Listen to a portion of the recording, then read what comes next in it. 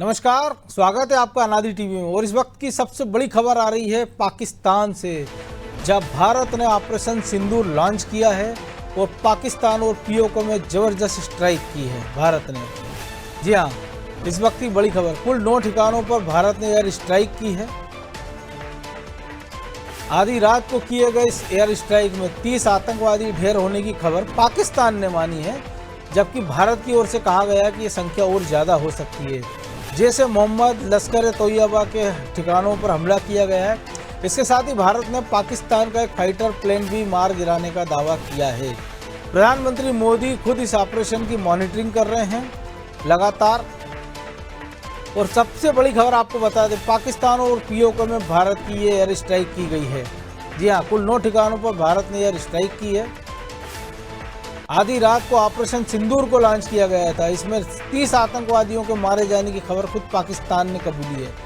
Air strike में 30 आतंकवादी ढेर हुए, जैसे मोहम्मद लश्कर और हिजबुल मुजाहिदीन जैसे जो तमाम बड़े आतंकी संगठन हैं, उनके आतंकवादी ठिकानों पर भारत ने एयर स्ट्राइक की है। पहलगाम हमले के 15वें दिन बाद ये बड़ा ऑपरेशन लॉन्च किया गया है। खुद प्रधानमंत्री नरेंद्र मोदी इस ऑपरेशन की मॉनिटरिंग कर रहे थे और टीवी स्क्रीन पर आप देख सकते हैं कि किस प्रकार भारत के जाबाज सैनिकों ने मुंह तोड़ जवाब दिया है और एयर स्ट्राइक को लॉन्च किया है, जिसमें आप अल्लाह अकबर के नारे सुन सकते हैं, दहशत में खड़े हुए लोगों को देख सकते हैं और मिसाइलों का धुआं, आग का गुबार और धुएं का गुबार देख सकते हैं।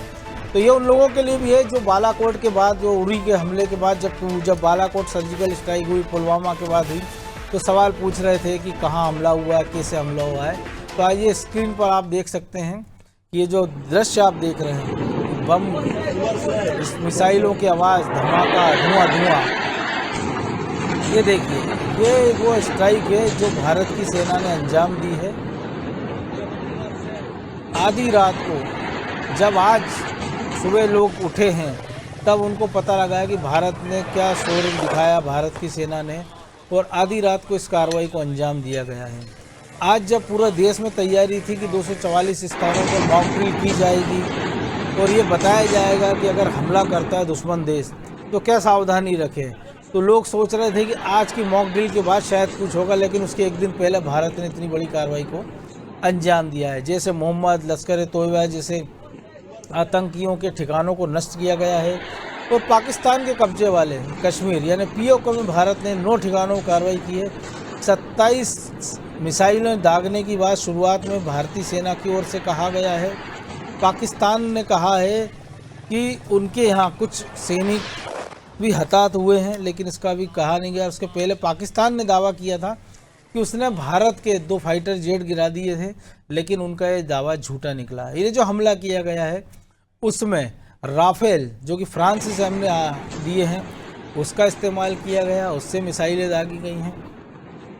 इसके साथ ही भारतीय वायुसेना और थल सेना, नौसेना, तीनों सेनाओं ने संयुक्त रूप से इस कार्रवाई को अंजाम दिया है। जो एनएसए हैं अजीत डोभाल, वो पल पल की कार्रवाई प्रधानमंत्री नरेंद्र मोदी को देते रहे। तो एक बहुत बड़ी स्ट्राइक हम कह सकते हैं कि भारत ने पाकिस्तान पर दी है और उन आतंकी के अड्डों को निशाना बनाया है जहां से भारत विरोधी गतिविधियों को लॉन्च किया जाता था। आतंकवादी अड्डे थे। और खबर ये भी आ रही है कि शायद जो लश्कर और जैश ए मोहम्मद के जो टॉप कमांडर हैं, वो इस हमले में मारे गए। हालांकि पाकिस्तान इस मामले को भी छुपा रहा है, उसकी ओर से कोई स्पष्ट जानकारी नहीं आई है, लेकिन भारतीय सेना की ओर से जो लगातार खबरें आ रही हैं, जो भारतीय सेना के सूत्र बता रहे हैं, वो ये बता रहे हैं कि भारत ने इस कार्रवाई को देर रात को अंजाम दिया है। 24 मिसाइलें दागने की बात आ रही है। जैश और लश्कर के हेडक्वार्टरों को तबाह कर दिया गया है। तो पहलगाम हमले के 15 दिन बाद तो पाकिस्तान सेना का बयान भी आ गया है, और जिसमें कहा गया है कि 30 आतंकवादी उन्होंने माना है कि ढेर हुए हैं। तो 1:30 बजे रात को, बुधवार 1:30 बजे ऑपरेशन सिंदूर लॉन्च किया भारत ने, जिसके तहत बहावलपुर, मुरीद के बाग, कोटली और मुजफ्फराबाद में ये हमले किए गए हैं। और ये वो ठिकाने जहाँ से भारत पर आतंकी हमले की साजिश रची जा रही थी और उन्हें अंजाम दिया जा रहा था।